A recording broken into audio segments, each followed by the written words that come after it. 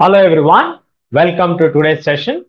ఇవాళ సెషన్లో మనం democratic politics civics chapter 1 what is democracy, why democracy అనేటువంటి చాప్టర్లోని సెషన్ 2 పార్ట్ 2ని మనం చూస్తున్నాం. పార్ట్ 1లో we learned about the introduction part. ఎందుకు అసలు మనకి డెమోక్రసీ అనే దాన్ని చదవాలి, what we're going to learn in democratic setup, what is the limitation of a simple definition. ఈ మూడు అంశాలని మనం డిస్కస్ చేసుకున్నాం.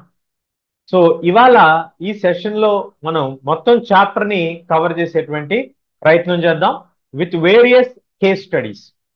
అనేకమైనటువంటి ఉదాహరణలు తీసుకుంటూ అనేకమైనటువంటి కేస్ స్టడీస్ని మనం తీసుకొని దాని ద్వారా మనకి ఈ యొక్క పర్టిక్యులర్ పాయింట్ ఎందుకు డెమోక్రాటిక్ సెటప్ కి వర్తించదు, ఎందుకు ఈ దేశంలో డెమోక్రసీ ఉంది లేదు అనేటువంటి దాన్ని మనం చెప్పగలగము అనేటువంటి అంశాలని మనం డిస్కస్ చేసేటువంటి ఒక ప్రయత్నం చేద్దాం.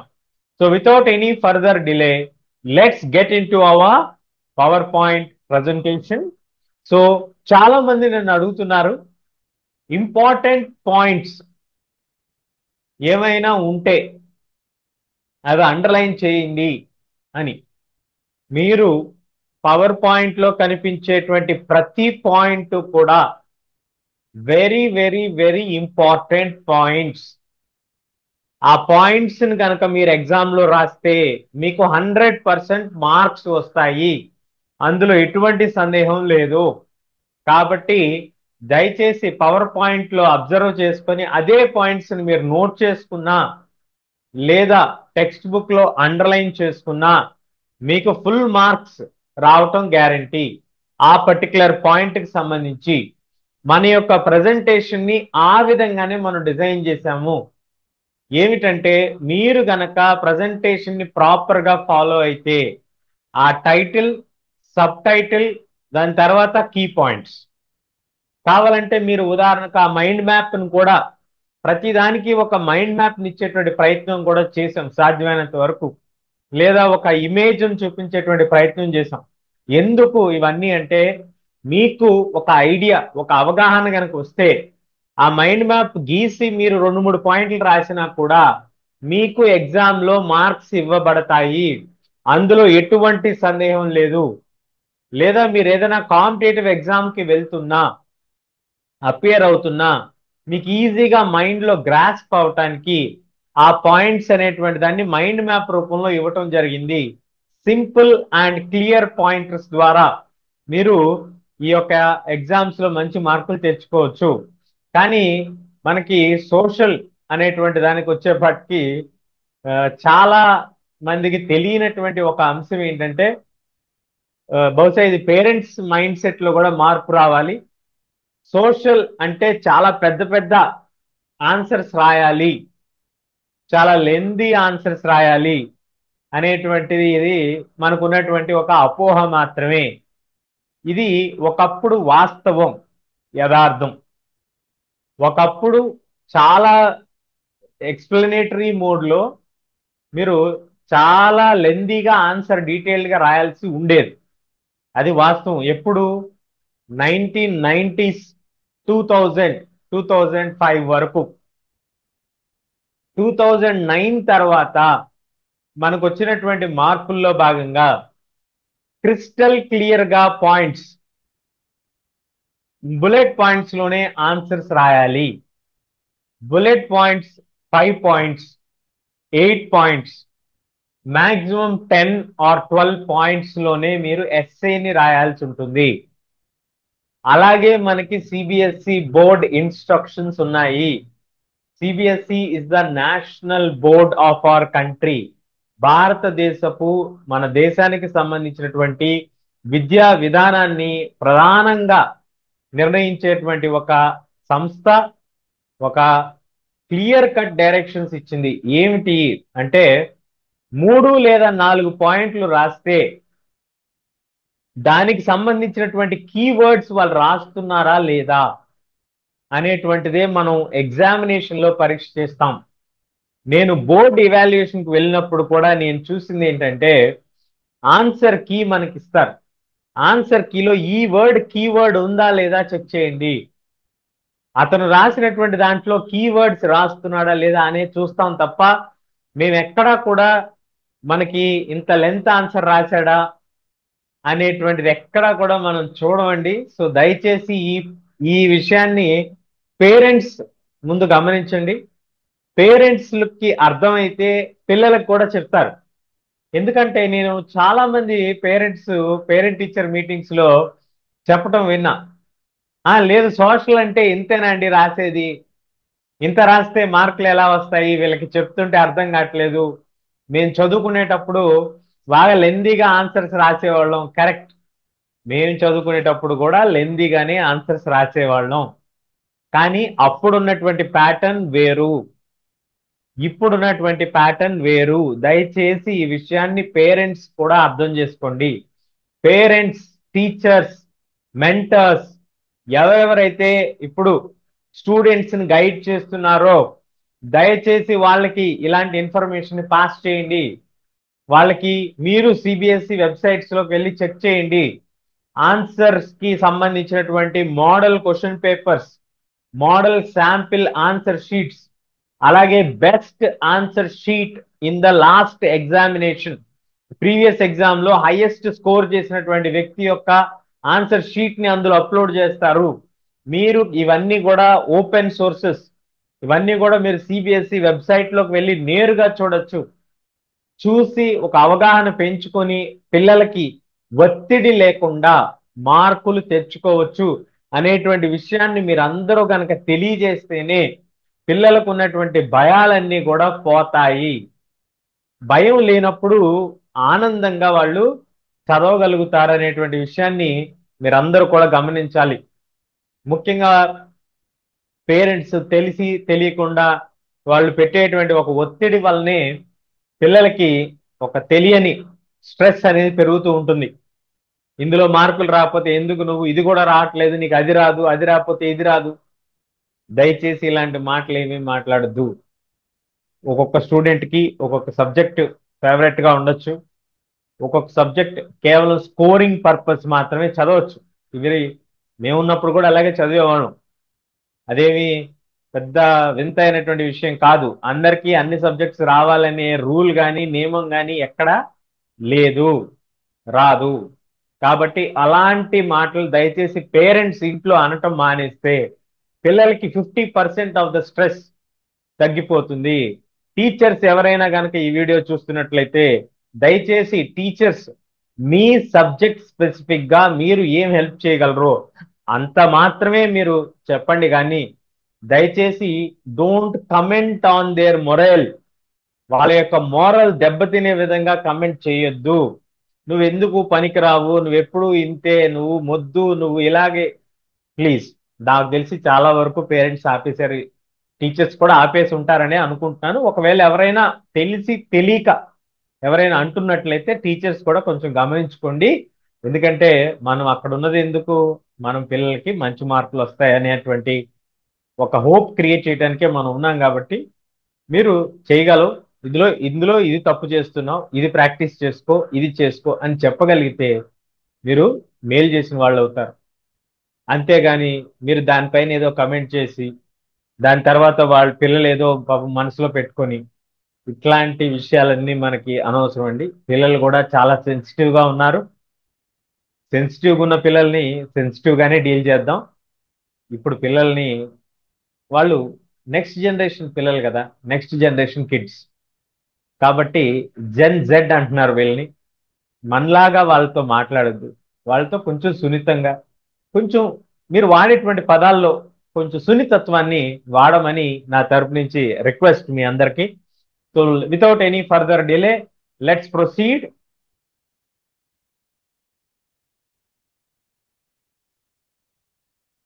సో ఇందాక మనం డిస్కస్ చేసుకున్నాం.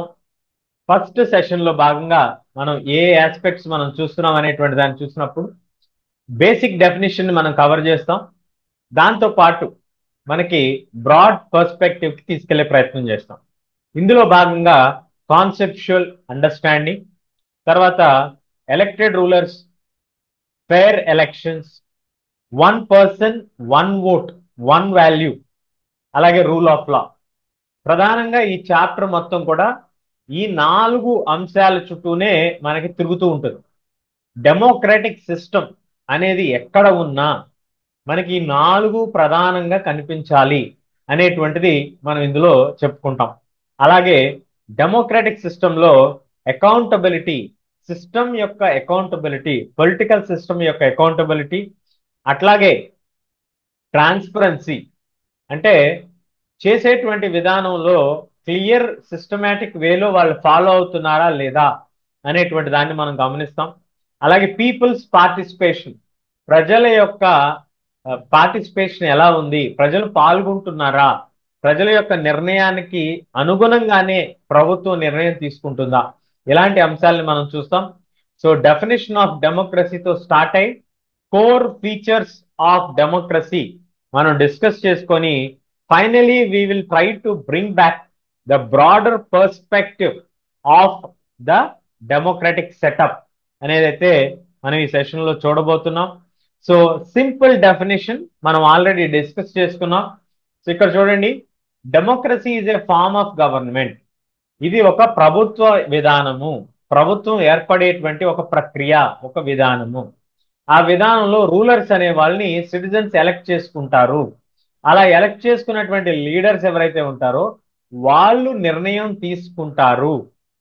అలా నిర్ణయం తీసుకున్న వాళ్ళు దానికి సమాధానంగా ప్రతి ఎలక్షన్స్ అప్పుడు ప్రజల వద్దకు వెళ్ళి ఆమోదాన్ని పొందుతారు. అలా పొందినటువంటి వాళ్ళు జనరల్ గా రీఎలెక్ట్ అవుతారు. ప్రజల యొక్క ఆమోదం పొందిన వాళ్ళు మళ్ళీ ఎలక్షన్లో నెగ్గి మళ్ళీ అధికారంలోకి వచ్చేటువంటి అవకాశం ఉంటుంది. ఒకవేళ ఏదైనా కారణాల వలన వాళ్ళు కనుక ప్రజల యొక్క ఆమోదాన్ని పొందలేకపోతే, ప్రజల యొక్క ఓట్లు పొందలేకపోతే వాళ్ళు తప్ప వేరే వాళ్ళు అధికారంలోకి వచ్చేటువంటి అవకాశం ఉంది. సో కానీ కొన్ని డెమోక్రటిక్ గవర్నమెంట్స్ అని చెప్పుకుంటున్నటువంటి governments, there are still some governments which are told to be as democratic setup, but they are not democratic setup. So how అంటే ఇక్కడ సైనిక పాలన ఉంది మయన్మార్లో. పినోషి చైల్డ్లో రూల్ చేస్తున్నప్పుడు, చిల్లీ అనేటువంటి దేశంలో రూల్ చేస్తున్నప్పుడు అతను ప్రజాస్వామ్యబద్ధంగా ఎన్నుకోబడినటువంటి నాయకుడు, అతడిని చంపేసి ఆ సైన్యం అధికారం తీసుకుంటుంది. ఇలాగే సౌదీ అరేబియా లాంటి దేశాలు ఇవి కూడా డెమోక్రటిక్ అనే పిలువబడతాయి. కానీ వాస్తవానికి అక్కడ మనం చెప్తున్నటువంటి ఈ 4 అంశాలు వాళ్ళు పాటిస్తున్నారా లేదా అనేటువంటివి కూడా మనం డిస్కస్ చేసేటువంటి ప్రయత్నం చేద్దాం. సో నెక్స్ట్ స్లైడ్ మనం చూస్తున్నాం, అండర్స్టాండింగ్ డెమోక్రసీ. నేను మీకు చెప్పాను కదా, ఇది చాప్టర్ నేమ్, ఇది టాపిక్ నేమ్. ఏ టాపిక్ మనం చూసుకున్నాము, ప్రస్తుతానికి ఏ టాపిక్ చూస్తున్నాము, మీరు గనక నోట్స్ ప్రిపేర్ చేసుకునే వాళ్ళైతే ఈ హెడ్డింగ్ పెట్టుకొని మనకి వై డిఫైన్ డెమోక్రసీ లేదా డెఫినేషన్ ఆఫ్ డెమోక్రసీ అనేటువంటి ఆస్పెక్ట్ లో సింపుల్ డెఫినేషన్ మీ అందరికీ తెలుసు. Democracy is a form of government. ఏంటండి డెమోక్రసీ? డెమోక్రసీ అంటే democracy is equal to form of government. ఈ డెమో ప్లస్ క్రటియా, డెమోస్ అనేటువంటి పదం నుంచి వచ్చిందండి, గ్రీక్ పదం ఇది. డెమోస్ ప్లస్ క్రటియా అంటే, డెమోస్ అంటే పీపుల్, ప్రజలు, పీపుల్స్, క్రటియా అంటే రూల్, పీపుల్స్ రూల్ అనేటువంటి అర్థం వస్తుంది. సో డెమోస్, క్రటియా అనేటువంటి పదాలు మనకి ఏం చెప్తాయి అని అంటే, మనకి ప్రజల యొద్ద లేదా ప్రజల వలన పరిపాలించబడేటువంటి నాయకత్వం వ్యవస్థ అనేటువంటి దాన్ని మనకి ఇక్కడ తెలియజేయటం జరుగుతుంది. సో డెమోక్రటిక్ సెటప్ అన్నాం లేదా ఒక ప్రభుత్వ విధానం అన్నాం, బాగుంది. మనం వాడేటువంటి చాలా పదాలకి మనకు అర్థం తెలుసు. ఉదాహరణకి పెన్, పెన్ అంటే మనం రాసేటువంటి పెన్ను అనేటువంటి ఒక ఐడియా మనందరికీ ఉంది. కానీ ఇక్కడ మనం తీసుకున్నట్లయితే డెఫినేషన్ లో ఎటువంటి కన్ఫ్యూజన్ ఉండకూడదు. సో రెయిన్ డ్రిజిల్ ఎగ్జాంపుల్ కూడా మనం తీసుకున్నాం. So why we are defining democracy అంటే, there are different definitions for democracy. Democracy needs a definition because many different kinds of governments call themselves as democratic, where even if they are not following the terms and conditions that need to be fulfilled as a democratic setup. ప్రజాస్వామ్య ప్రభుత్వం అని చెప్పుకునేటువంటి అనేకమైనటువంటి ప్రభుత్వాలు చెప్పుకుంటున్నప్పటికీ కూడా వాస్తవంలో అలాంటి ఒక నిర్దిష్టమైనటువంటి కొన్ని నియమావళిని అవి పాటించడం లేదు. కాబట్టి అసలు ప్రజాస్వామ్యం అంటే ఏమిటి అనేటువంటిది as citizens of the country you have every right to know about it. అందువల్లనే మనం ఈ యొక్క డెఫినేషన్ ఎలాంటి కన్ఫ్యూజన్ లేకుండా డెమోక్రటిక్ నాన్ డెమోక్రటిక్ గవర్నమెంట్స్ మధ్య ఉన్నటువంటి డిఫరెన్సెస్ ని క్లియర్ గా డిస్టింగ్విష్ చేసుకుంటూ, అట్లాగే డిఫరెంట్ గవర్నమెంట్స్ ని whether they are democratic or they are misusing the democratic setup అనేటువంటి దాన్ని కూడా మనం చూసేటువంటి ఒక ప్రయత్నం చేద్దాం. Problems with the simple democracy లేదా సింపుల్ డెఫినేషన్ లో మనకు ఉన్నటువంటి ప్రాబ్లమ్స్ ఏమిటంట, ఇక్కడ మనం చూస్తే elected by the people, elections జరిగేటువంటి ప్రతి దేశాన్ని మనం డెమోక్రాటిక్ అనగలమా? Can we call every country which holds elections regularly, can it be called democratic? No. Why? Why you cannot call that one? ఎలక్షన్లు జరిపేటువంటి ప్రతి దేశాన్ని మనం ప్రజాస్వామ్య ప్రభుత్వం లేదా డెమోక్రాటిక్ సెటప్ అందామా అంటే లేదండి. అక్కడ you need to evaluate the fairness. అక్కడ ఎంత బాగా ఎలక్షన్స్ జరుగుతున్నాయి అనేటువంటి దాన్ని బట్టి మనం నిర్ణయం తీసుకోవాలి. ఎలక్షన్స్ జరిగాయి, వాళ్ళు గెలిచారు అన్నంత మాత్రాన అది ప్రజాస్వామ్య ప్రభుత్వం కాదు. సో ఇది first point. Next, real democracy అనేది మనం క్లియర్ గా అక్కడ ఉన్నటువంటి ఫీచర్స్ ని అనలైజ్ చేసి అక్కడ ఉన్నటువంటి గవర్నెన్స్ సిస్టమ్ ని మనం పరీక్షించి అందులో ఉందా లేదా అనేటువంటి విధానాన్ని మనం గమనించిన తర్వాత మాత్రమే మనకి అక్కడ జెన్యూన్ గా డెమోక్రటిక్ ప్రాక్టీసెస్ ఉన్నాయా లేదా పేరుకి మాత్రమే నామమాత్రంగానే డెమోక్రటిక్ సెటప్ ఉంటే దాన్ని సూడో డెమోక్రటిక్ ప్రాక్టీసెస్ అంటాము. అంటే పేరుకి మాత్రమే డెమోక్రాటిక్ ప్రాక్టీసెస్ కలిగి ఉంటారు, వాస్తవానికి యథార్థంగా ఎక్కడా కూడా డెమోక్రాటిక్ సెటప్ అనేది అక్కడ ఉండదు అనేటువంటిది కూడా మనం అనలైజ్ చేయడం జరుగుతుంది. కాబట్టి ఎలక్షన్స్ జరిపినంత మాత్రాన, ప్రజల చేత ఎన్నుకోబడినంత మాత్రాన నిజమైనటువంటి డెమోక్రాటిక్ ప్రిన్సిపల్స్ కి కనుక వాళ్ళు కట్టుబడి లేకపోతే, వాళ్ళు ఫాలో అవ్వకపోతే ఆ విధానాన్ని మనం ప్రజాస్వామ్య విధానం అని పిలవటానికి అవకాశం అనేది లేదు అనేటువంటి అంశాన్ని మనం ఎలా పరిగణలోకి తీసుకోవాలి? ఎలా తెలుస్తుందండి నాకు అక్కడ రియల్ గా whether the system is going well or not, how will I know అన్నప్పుడు దానికి డిఫరెంట్ ఎగ్జాంపుల్స్ మనకి ఇవ్వటం జరిగింది. So question arises with the definition of democracy. What is the definition of the democracy? Democracy in simple words is a government system, government elected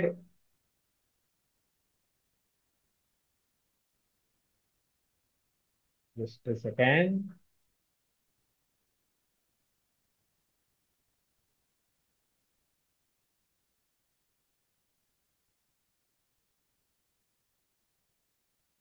A system of government where the representatives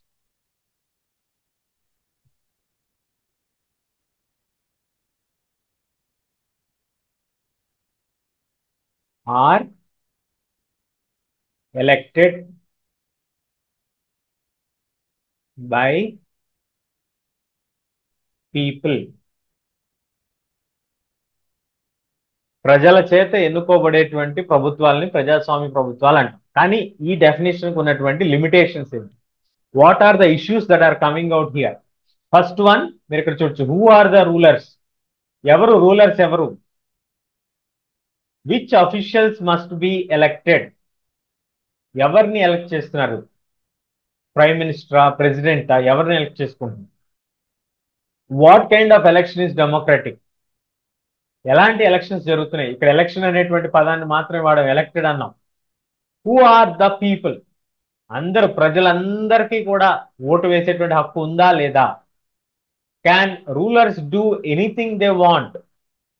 ప్రజాస్వామ్య విధానంలో rulers cannot do anything they want. They have to follow a system, a parliamentary procedure, a business setup. కాబట్టి is there a system or not? Should citizens have rights? ప్రజలకి హక్కులు ఉన్నాయా లేదా? ఇలాంటి questions అన్ని కూడా మనం ఆన్సర్ చేస్తూ by the end of the session you will be able to give the answer.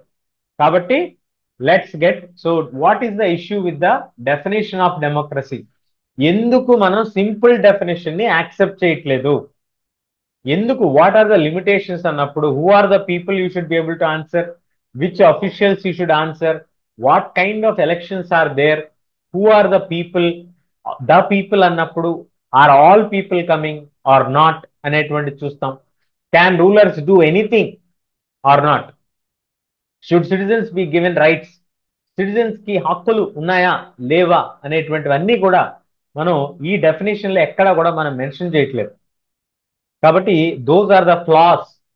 మనకి ఇక్కడ ఉన్నటువంటి లూప్ హోల్స్ లేదా gaps in the democratic simple definition మనం ఇందులో గమనించడం జరుగుతుంది.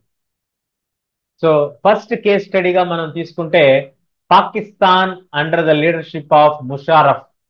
సో పాకిస్తాన్ మన పొరుగు ఉన్నటువంటి దేశం. ఇండియాకి వెస్టర్న్ సైడ్, పశ్చిమ భాగంలో మన భారతదేశం నుంచి విడిపోయి పశ్చిమ భాగంలో ఉంది. కాబట్టి మనకి స్క్రీన్ పై కనిపిస్తున్నటువంటి జనరల్ ముషరఫ్, ఇతను ముషరఫ్ ఈయన సైనిక తిరుగుబాటు చేశారు. ఇది దాదాపుగా 1999 ఆ ప్రాంతంలో జరిగింది. So when he was a military commander, ఈయన అప్పుడున్నటువంటి ప్రజాస్వామ్య ప్రభుత్వాన్ని పడదోసి ఆయన గవర్నమెంట్ పవర్స్ ని తీసుకోవటం జరిగింది.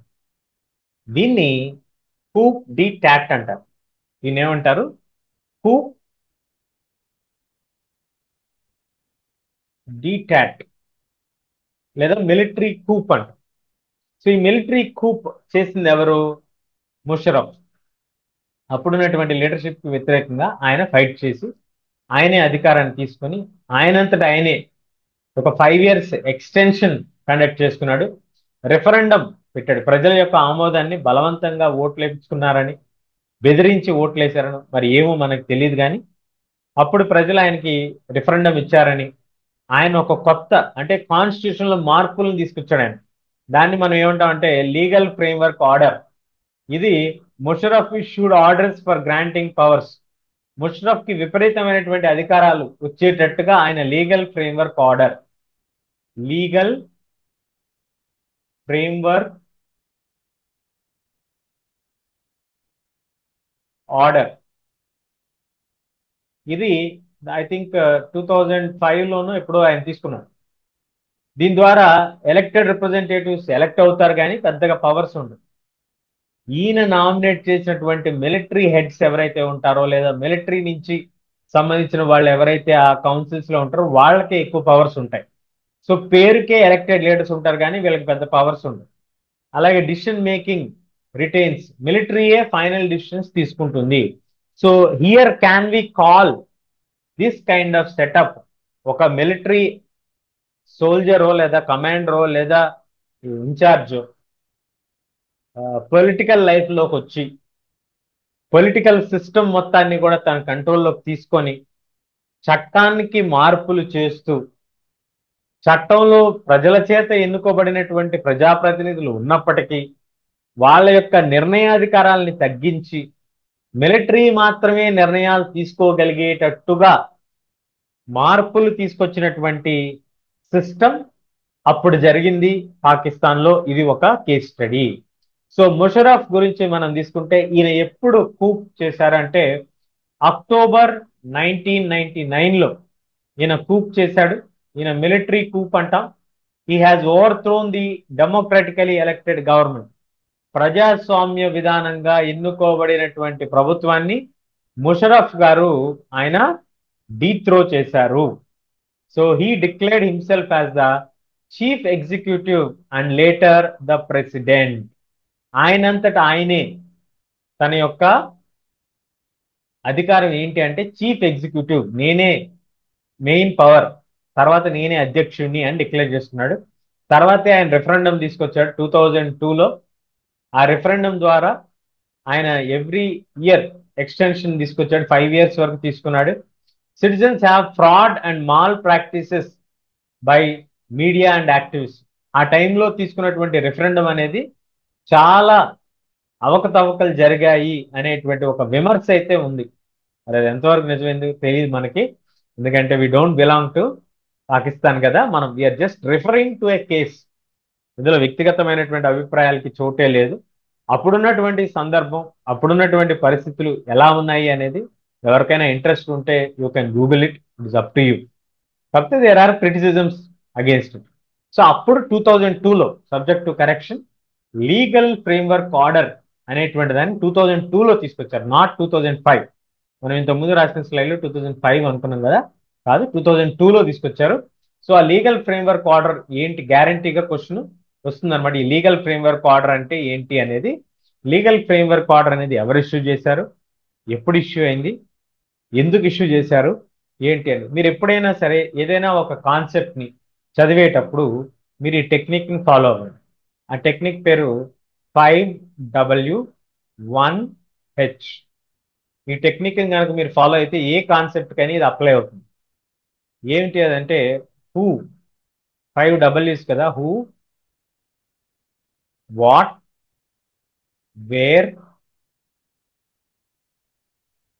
When, why, how. ఈ ప్రశ్నలన్నింటికి కనుక మీరు సమాధానం రాయగలిగితే మీరు ఎంత పెద్ద ఎస్సేనైనా కూడా మీరు రాయగలుగుతారు. దాన్నే మనం 5W1H టెక్నిక్ అంటాం. ఈ 5W1H టెక్నిక్ని మీరు కనుక ఫాలో అయితే ఎలాంటి టాపిక్నైనా కూడా మీరు నేర్చుకోవడానికి వీలుంటుంది. కాబట్టి యాజ్ హోంవర్క్ మీరు ఏం చేస్తారంటే లీగల్ ఫ్రేమ్వర్క్ ఆర్డర్కి 5W1H టెక్నిక్ పెట్టుకొని మీరు నోట్స్ రాసుకోండి. అప్పుడు మీకు హూ అన్నప్పుడు ముషరఫ్, వాట్ అన్నప్పుడు legal framework order, where Pakistan, when 2002, why అనేది నేను ఇప్పుడు చెప్తాను. ఈ gave president powers to dismiss the national and provincial assemblies. జాతీయ మరియు రాష్ట్రీయ అసెంబ్లీలు రద్దు చేయడానికి అధికారం ఇచ్చారు. ఎవరికి? ప్రెసిడెంట్ కి. ఎవరు ఇచ్చారు? ముషరఫే. అప్పుడున్నటువంటి ప్రెసిడెంట్ ఎవరు? ముషరఫ్ కే అధికారాలను ఇచ్చుకున్నాడు. ఇది ఎక్కడన్నా జరుగుతుందా? తెలియదు మనకి. So he created a national security council. ఒక నేషనల్ సెక్యూరిటీ కౌన్సిల్ ని ఏర్పాటు చేసి దాంట్లో అందరూ మిలిటరీ ఆఫీసర్స్ ని ఏర్పాటు చేసి to supervise the cabinet. Cabinet ని సూపర్వైజ్, ప్రజల చేత ఎన్నుకోబడినటువంటి ప్రజాప్రతినిధుల చేత ఏర్పడినటువంటి ప్రభుత్వం యొక్క మంత్రుల యొక్క గ్రూప్ ని క్యాబినెట్ అంటాం. So people selected representatives who form the government. From those selected people, few of them are nominated as ministers and ministers group is called as cabinet. So from them the entire power flows. He is creating a group called National Security Council. In simple words you can call it as NSC, where this group will decide, which is a combination of all military personnel, and that will decide above the elected leaders. ఇది ఎక్కడైనా జరుగుతుందా అంటే మరి బహుశా మనకి తెలియదు మరి. So ఇట్లా మనకు కనిపిస్తూ ఉంటుంది. సో ఇక్కడ మీకు వై అన్నప్పుడు ఈ 2 points మీకు వస్తాయి. అలాగే హౌ అనేది ఈయన ఎలా తీసుకొచ్చాడు ఇది. హౌ అంటే he brought changes in the constitution, he brought through referendum, he brought through extension of powers, he renamed the system. ఇలా కొన్ని మీరు రాయగలుగుతారు. సో ఇలా మీకు who, what, where, when, why, how కనుక మీకు తెలిస్తే అన్నీ కూడా మీరు ఆస్పెక్ట్స్ ని కవర్ చేస్తూ రాయగలరు అనేటువంటి ఆశ నాకుంది. ఇది ఒక మంచి టెక్నిక్ అని నేను భావిస్తున్నాను. ఇంకా ఏదైనా బెటర్ టెక్నిక్ ఉంటే teachers you are open, you can teach them in the better way than me. నాకు తెలుసు, నాకంటే అద్భుతంగా చెప్పగలిగే టీచర్స్ ఎంతో మంది ఇంకా ఉన్నారు కాబట్టి మీకు తెలిసిన టెక్నిక్స్ కూడా ఏమన్నా షేర్ చేయాలనుకుంటే షేర్ చేయండి. కమెంట్ సెక్షన్లో తెలియజేయండి. డెఫినెట్గా మనం డిస్కస్ చేసుకుందాం. పిల్లలకి ఉపయోగపడటమే మనకు కావాలి. మన తెలుగు పిల్లలందరికీ కూడా మంచి మార్క్స్ నేషనల్ బోర్డ్ ఎగ్జామినేషన్స్లో మన తెలుగు పిల్లలు చాలా బాగా చదువుతారు, అందులో అనుమానమే లేదు. కానీ ఎందుకో సోషల్లో కొంచెం వెనుకబడ్డాం. కాబట్టి ఆ సోషల్లో వెనుకబాటుతనం వలన అనేకమైనటువంటి సమస్యలు వస్తున్నాయండి. ఆ సమస్యలు రాకుండా పిల్లల్ని స్ట్రాంగ్ ఇండివిజువల్స్గా తయారు చేయాలి అని అంటే వాళ్ళకి చట్టం పట్ల పూర్తి అవగాహన ఉండాలి, వాళ్ళకు ఉండేటువంటి హక్కుల పట్ల పూర్తి అవగాహన ఉండాలి. And they should have good logical skills. ఈ ఇంటర్వ్యూస్కి వెళ్ళినప్పుడు ఈ ఫియర్, ఈ జనరల్ నాలెడ్జ్ క్వశ్చన్స్, అలాగే గ్రూప్ డిస్కషన్స్, పబ్లిక్ డిబేట్స్, ఇవన్నీ కూడా మనం ఇంటర్నేషనల్ స్కూల్స్లో వీళ్ళకి ట్రైనింగ్ ఇస్తారండి. కానీ దురదృష్టం మనకి ఇవి ఎక్కడా కూడా కామన్ స్కూల్స్లో పెట్టరు.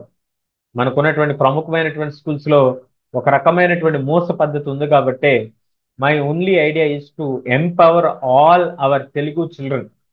మన తెలుగు పిల్లలందరికీ, నేను ఓ స్వతహాగా తెలుగు పిల్లవాడినే కాబట్టి, ఆంధ్ర రాష్ట్రంలో పుట్టి పెరిగిన వాడినే కాబట్టి, ఇప్పుడు తెలంగాణ రాష్ట్రంలో ఉంటున్నాను కాబట్టి మన తెలుగు వాళ్ళ కోసం మనం ఉపయోగపడేటట్టుగా ఏదైనా చేయాలి అనేటువంటి ఒక ఆశయంతో చేస్తున్నాను తప్ప దీంట్లో పెద్ద లాజిక్ రీజన్ ఏమీ లేదు. పిల్లలందరూ బాగుంటే పేరెంట్స్ అందరూ హ్యాపీగా ఉంటారు.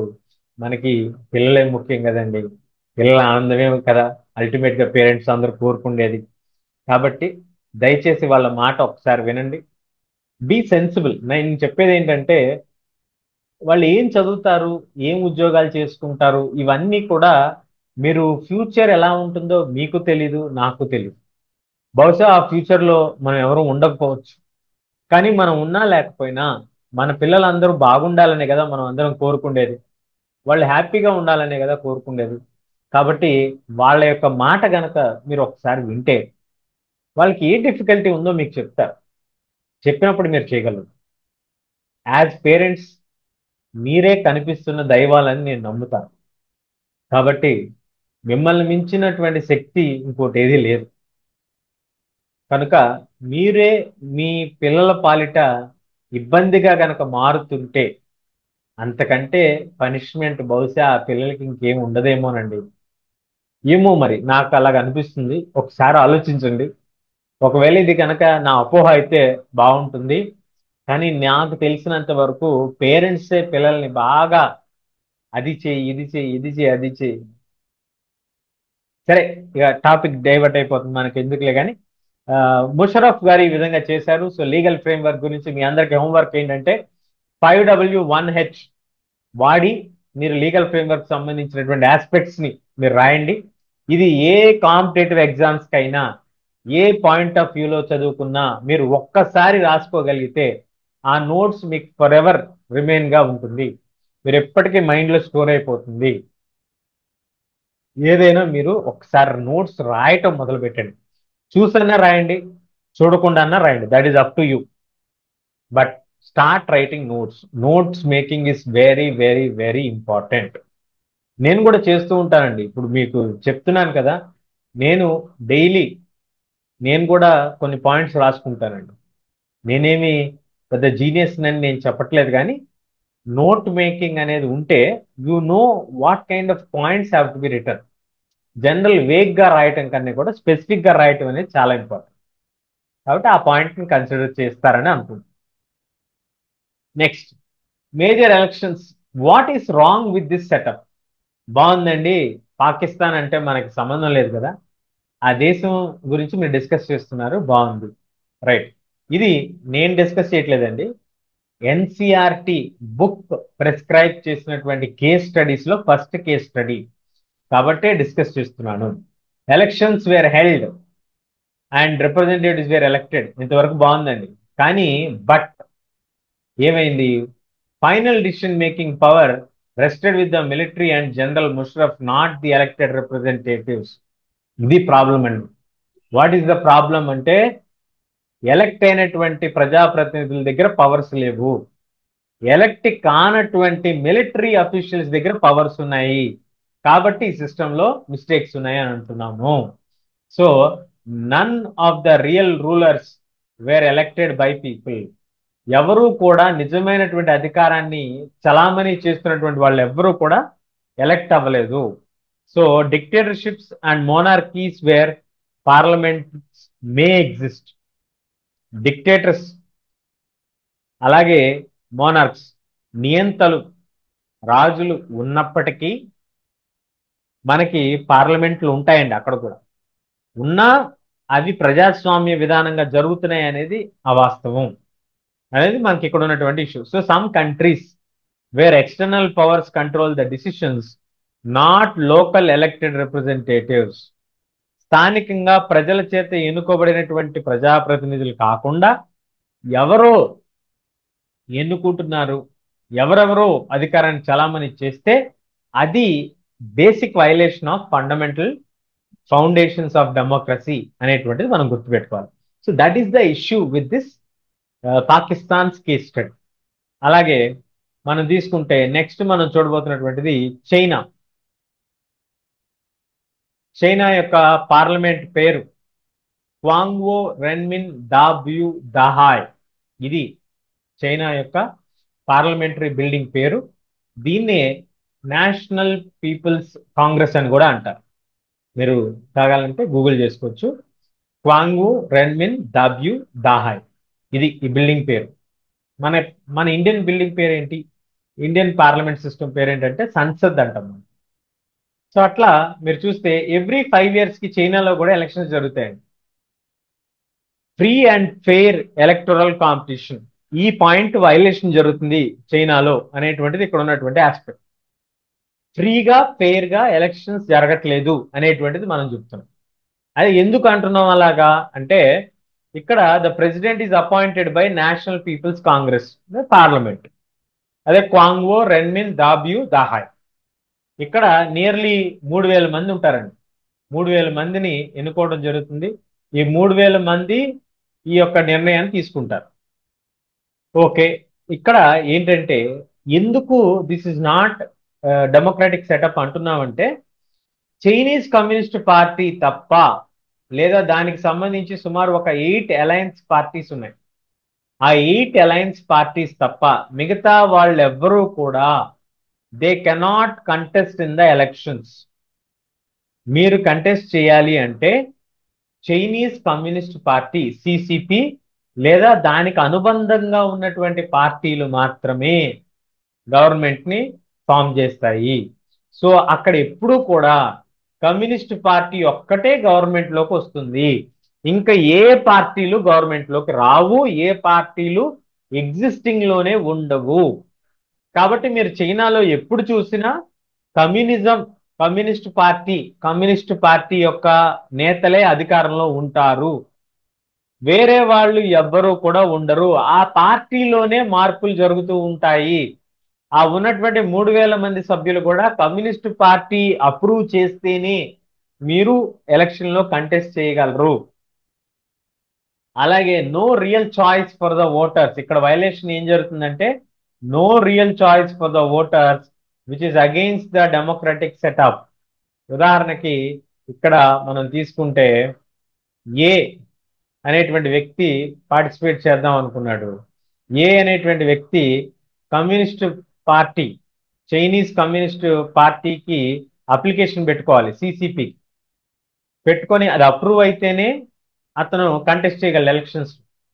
లేదు నేను ఏ అనేటువంటి పార్టీ కాకుండా సిసిపి కాకుండా నేను బహుశా వేరే పార్టీ ఏదో కాంగ్రెస్ లేకపోతే బీజేపీయో పెట్టుకుందాం అనుకుంటున్నాను అన్నాడు అనుకోండి, ఇతనికి ఇవ్వరు. అసలు ఆ పార్టీ అనేదే ఉండదు అక్కడ.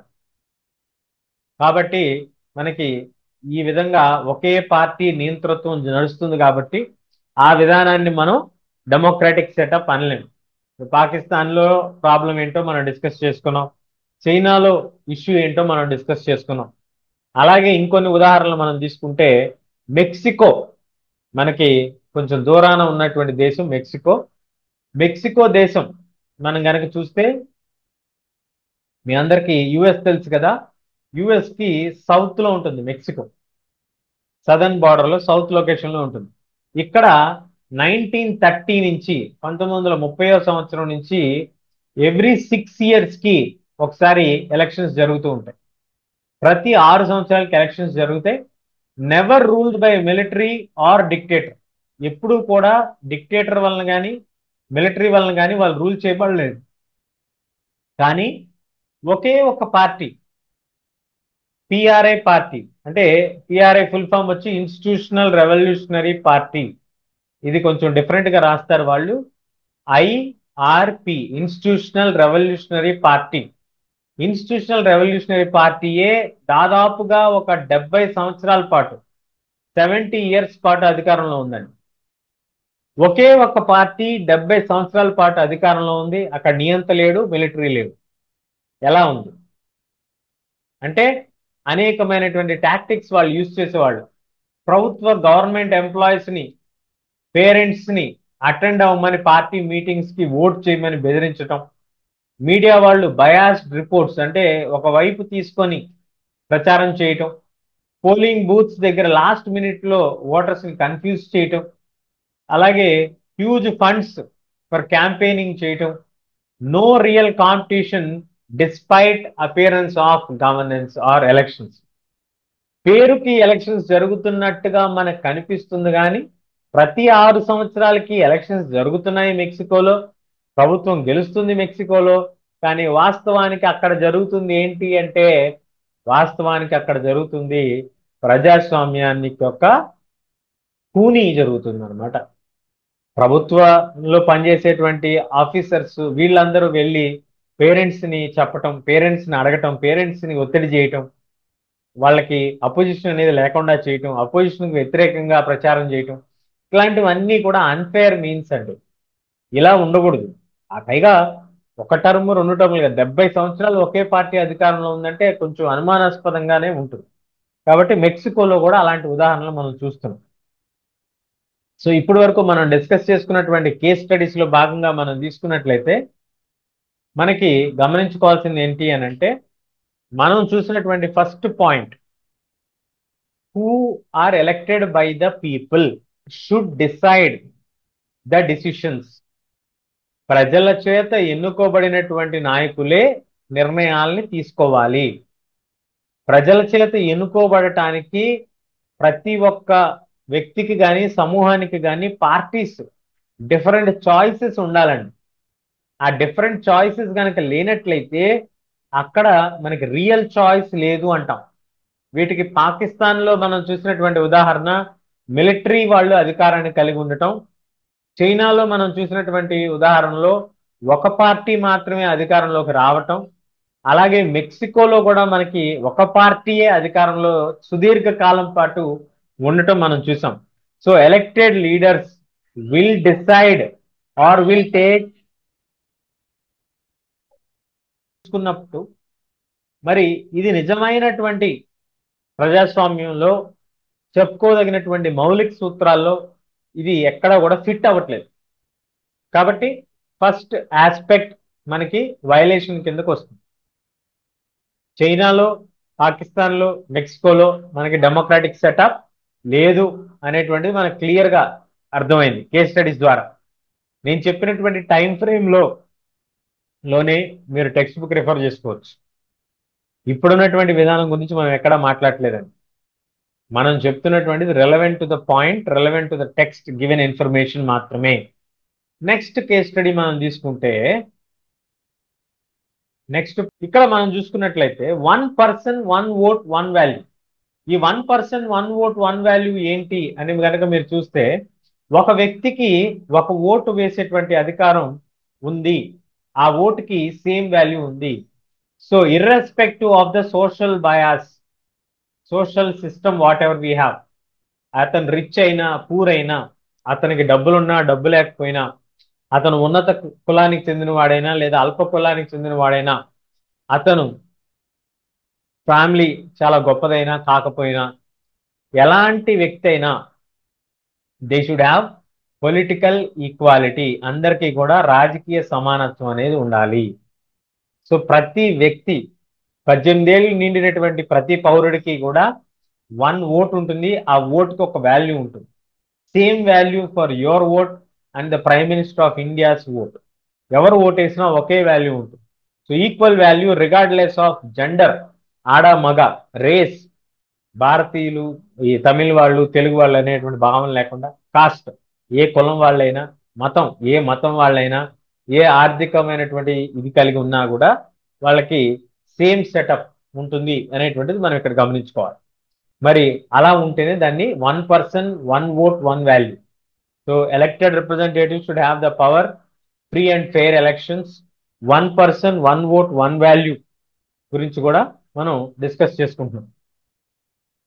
ఈ విధంగా మనం తీసుకున్నట్లయితే మరి ఇక్కడ మీరు చూస్తున్నటువంటి దేశాల్లో ఒకటి సౌదీ అరేబియా, రెండు ఎస్టోనియా, మూడు ఫిజీ. ఈ మూడు ప్రాంతాల్లో కూడా మనకి ఈ సిస్టమ్ అనేది వర్తించదు. ఎందుకు వర్తించదు అనేది మీరు చూస్తే సౌదీ అరేబియాలో మనకి women were denied right to vote till 2015. So first case gender discrimination అనేది ఉంది.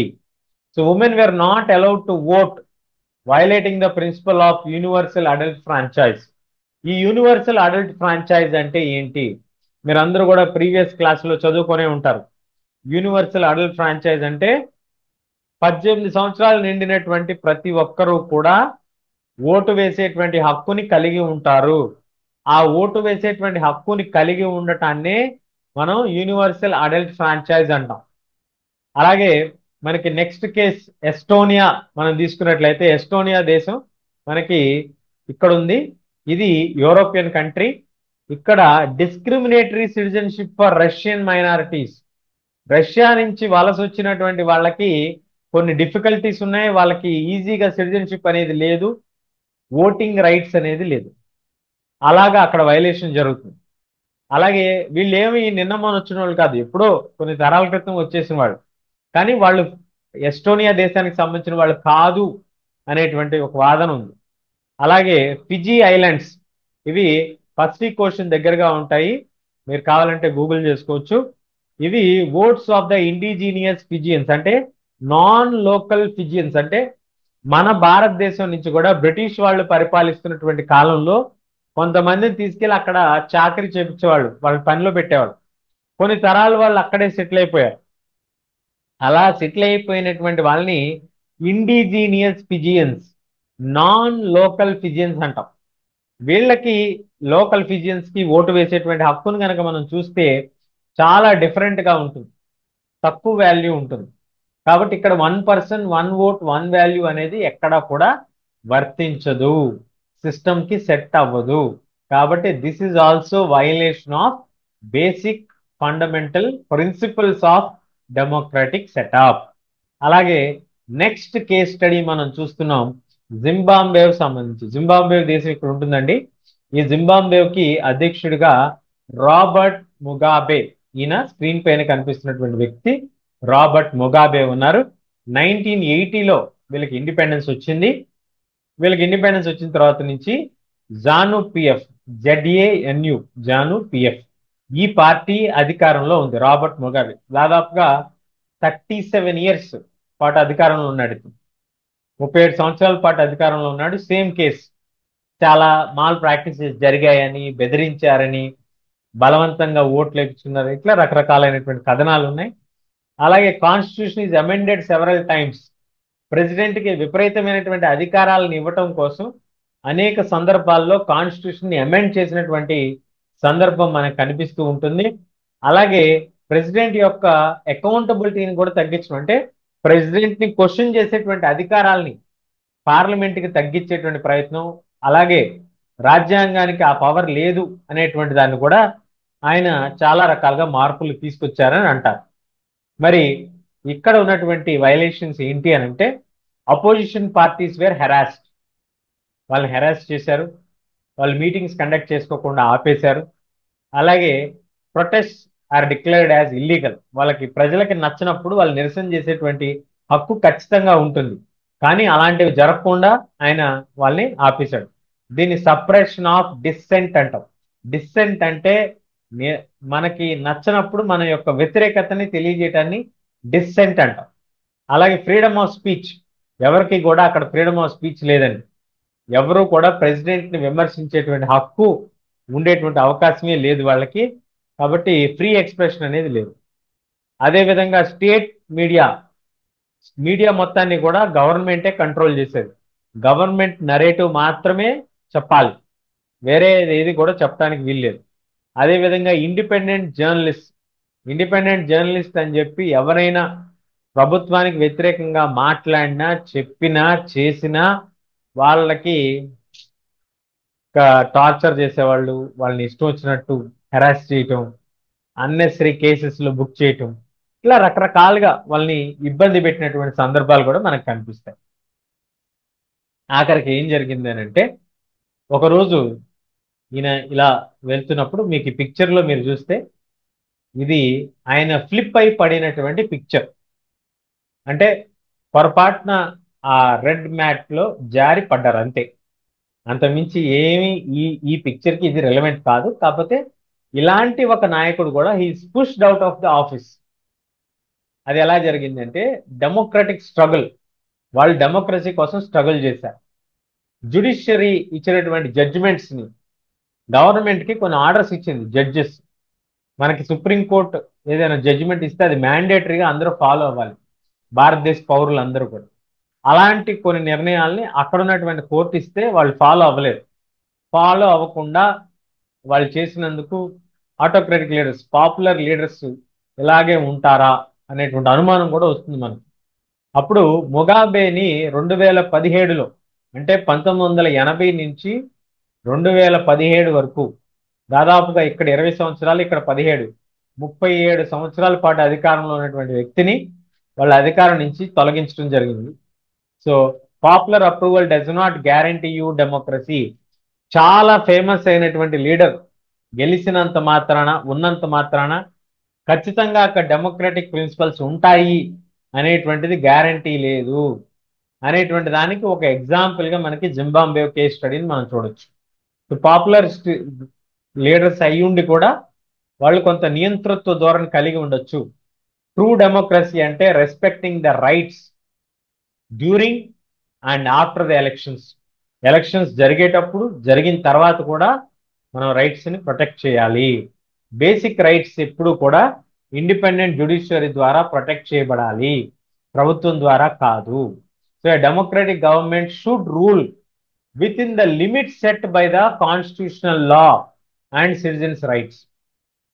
రాజ్యాంగం ద్వారా పెట్టబడినటువంటి పరిమితుల్ని దృష్టిలో పెట్టుకొని, ఆ పరిమితులను దృష్టిలో ఉంచుకొని వాళ్ళు ఈ యొక్క అధికారాన్ని చేపట్టాలి తప్ప, ఆ పరిమితులను దాటి వాళ్ళని ఇబ్బంది పెడుతూ ప్రజల్ని అధికారంలోకి ఉంటే అది ఎప్పటికైనా సరే ప్రజాస్వామ్య విధానం కిందకి రాదు అనేటువంటి ఆస్పెక్ట్ మనం ఇక్కడ తెలుసుకోవాలి.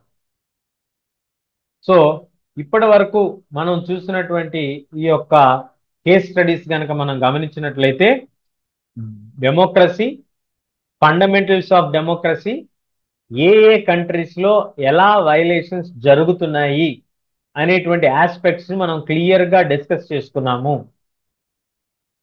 Elected rulers should rule, free and fair elections, then free and fair elections జరిగిన తర్వాత ఫెయిర్ చాయిస్ ఉండాలి. ఫ్రీ ఫెయిర్ ఎలక్షన్స్ తర్వాత ఫెయిర్ చాయిస్ ఉండాలి. గవర్నమెంట్ కి లిమిటేషన్స్ ఉంటాయి. అండ్ 1 పర్సన్ 1 ఓట్ 1 వాల్యూ, ప్రతి ఒక్కరికి కూడా ఓటు వేసేటువంటి హక్కు ఉంది. ఈ 4 పాయింట్స్ ని మనం కవర్ చేసాం.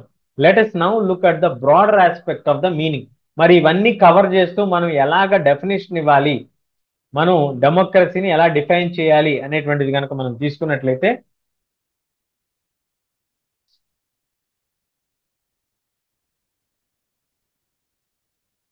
ఇక్కడ మీరు చూడొచ్చు, according to democratic form of government, democracy అనేటువంటి విధానం ద్వారా మనం తీసుకున్నట్లయితే,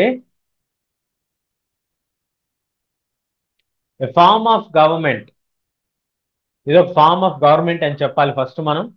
first aspect, citizens should have a right to choose their leaders.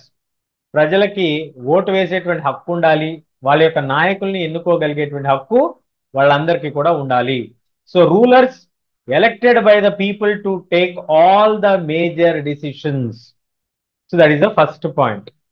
Second point, elections provide diverse options for voters. Elections should offer choice and fair opportunity to change the current rulers if there is anything that people want to change. ప్రజలకి మార్పు గనక కోరుకుంటున్నట్లయితే ఖచ్చితంగా మార్పు తీసుకురావడానికి వాళ్ళ హక్కులు ఉండాలి. అలాగే the choice and opportunity should be available to all people on equal basis. అదే one person one vote one value third point కిందకు వస్తుంది. అలాగే the exercise of the choice should lead to government by basic rules and constitution set up limitations ensuring citizens rights. ప్రజలకి పరిపాలన అందించేటువంటి ఒక సందర్భంలో ప్రభుత్వానికి ఇచ్చినటువంటి అధికారాలు నిర్ణీతమైనటువంటి అధికారాలు ఉంటాయి. అన్క్వశ్చన్డ్ అథారిటీ అనేది ఎక్కడా కూడా ఏ రాజ్యాంగంలో కూడా లేదు. అలాంటి అథారిటీ అనేది ఎక్కడా కూడా ఇవ్వబడలేదు. కాబట్టి అలాంటి ఒక అధికారాలను కనుక మనం తీసుకున్నట్లయితే దట్ ఈజ్ అన్డెమోక్రటిక్. ఉన్నటువంటి లిమిటేషన్స్ లో భాగంగానే ప్రభుత్వం ప్రజల యొక్క హక్కుల్ని కాపాడుతూ కాలరాయకుండా రాజ్యాంగం ద్వారా నిర్మించబడినటువంటి షరతులు కానీ లేదా నియమావళిని కానీ పాటిస్తూ చేస్తేనే then only it is called as a proper democratic setup. కాబట్టి simple definition to broader definition మనం ఇప్పుడు కవర్ చేసుకున్నాం. సో ఈ చాప్టర్లో మనం నేర్చుకున్నటువంటి ముఖ్యమైన అంశాలు quick recap. What is the simple definition? What are the issues with the simple definition? Questions, broader view, what are the major fundamental principles of democratic setup? 4 fundamentals మనం డిస్కస్ చేసుకున్నాం. Elected leader should decide, take all decisions. రెండవది free and fair electoral competition, one person one vote one value. అలాగే మనకి last ఏంటి? Last వచ్చి మనకి constitution limitations లోనే government should work. ఈ 4 ఆస్పెక్ట్స్ ని అర్థం చేసుకోవడానికి ఏ కంట్రీస్ లో, పాకిస్తాన్, చైనా, మెక్సికో, జింబాబ్వే లాంటి కంట్రీస్ లో జరుగుతున్నటువంటి వైలేషన్స్ ని, అలాగే సౌదీ అరేబియా, ఎస్టోనియా, ఫిజీలో జరుగుతున్నటువంటి డిస్క్రిమినేషన్స్ ని మనం కేస్ స్టడీస్ కింద తీసుకొని మనం దాని ద్వారా నేర్చుకునేటువంటి ప్రయత్నం చేశాం. ఇందులో మీకు ఒక టెక్నిక్ కూడా నేర్పించాను. ఏదైనా ఒక కాన్సెప్ట్ మీకు గుర్తుండాలి అని అనుకుంటే 5W1H టెక్నిక్ ని కనుక మీరు ఫాలో అయితే మీరు ఈజీగా ఒక ఎస్ఏ ఆన్సర్ని 8 to 10 పాయింట్స్ రాయగలుగుతారు. కాబట్టి నా request to all the parents, all the teachers, all the great mentors about there in the field who are actually working in real time with the learners, please be sensible with them, talk sensitively. Today's generation is very sensitive. It is not their fault. We are the people who made them to be sensitive. Kabatti they should understand the concept, they will do wonders. నా నమ్మకం ఏంటంటే మన తెలుగు పిల్లలకు కానీ తెలుగు ప్రజలకు కానీ ఒక్కసారి విషయం అర్థమైతే వాళ్ళు బ్రహ్మాండంగా దాన్ని పట్టుకోగలరు. చాలా తెలివైన వాళ్ళు తెలుగు వాళ్ళు అనేటువంటిది నా యొక్క బలమైనటువంటి నమ్మకం. ఎంతైనా నేను తెలుగు వాడినే కదండి, కాబట్టి అదొక ఫీలింగ్ అనమాట. కాబట్టి మన తెలుగు పిల్లలు అటు ఐఏఎస్లు ఐపీఎస్లు అవ్వాలన్నా, లేదా ఇంకా పెద్ద ఉన్నత పదవులు, సిఇఓలు, ఈ మధ్య చాలా పదవులు వచ్చేసినాయి కాబట్టి నాకు పెద్ద అవగాహన లేదు. సాఫ్ట్వేర్లో ఉన్నటువంటి పేరెంట్స్ కానీ వీళ్ళు కానీ వాళ్ళు ఏం చేయాలన్నా కూడా ఈ మధ్య చాలా రోల్స్ ఉంటున్నాయి. కాబట్టి ఫ్యూచర్ అనేది మనకు తెలియదు. కాబట్టి హూ నోస్, మీ పిల్లల్లో ఎవరైనా ప్రెసిడెంట్ ఆఫ్ ఇండియా అవుతారో, లేదా ప్రైమ్ మినిస్టర్ అవుతారో, లేదా చీఫ్ మినిస్టర్ అవుతారో తెలియదు. కాబట్టి మీరు మీ పిల్లల్ని చాలా హ్యాపీగా వాళ్ళ చైల్డ్హుడ్ ఉండేలా చూస్తారని నేను భావిస్తున్నాను. ఎస్పెషలీ టీనేజ్ పేరెంట్స్కి నా రిక్వెస్ట్ ఏంటంటే be very sensible with them, let's avoid some pressure on them. సాధ్యమైనంత వరకు మీరు కొంచెం ప్రెషర్ తగ్గించేటువంటి ప్రయత్నం చేయండి. ఈ కాంపిటేటివ్ ఎగ్జామ్స్ ఇవన్నీ కూడా సర్వసాధారణం అండి. మన జీవితాలన్నింటిలో కూడా ప్రతి టైము ఏదో ఒక ఎగ్జామ్స్ రాస్తూనే ఉంటారు, ఏదో ఒకటి ప్రిపేర్ అవుతూనే ఉంటారు, ఏదో ఒకటి చేస్తూనే ఉంటాం. కాబట్టి దాని గురించి అంత భయపెట్టే అంత పని చేయకూడదని నా feeling, personal feeling. I may be wrong, నేనేం కాదండి, కానీ బట్ అదొక చిన్న కోరిక ఒకటి ఉంది. సో దయచేసి మీరు ఎవరెవరైతే పేరెంట్స్ కొంచెం గట్టిగా పిల్లల్ని మందలిస్తున్నారో కొంచెం సెన్సిబుల్గా మందలించండి. కొంచెం నొచ్చుకోకుండా చూస్తే బాగుంటుంది. లేదండి వాడికి ఇలాగే జరగాల అంటారా, మీ ఇష్టం అండి, మీ పిల్లలు కదా. తెలుగు పిల్లలు బాగుండాలనేది నాకు కోరిక. కాబట్టి ఈ సెషన్లో మీకు ఏమైనా డౌట్స్ ఉన్నట్లయితే దయచేసి కామెంట్ సెక్షన్లో తెలియజేయండి. నెక్స్ట్ సెషన్లో ఖచ్చితంగా కూడా మీ డౌట్స్ క్లారిఫై చేసేటువంటి ప్రయత్నం ఖచ్చితంగా చేద్దాం. Thank you.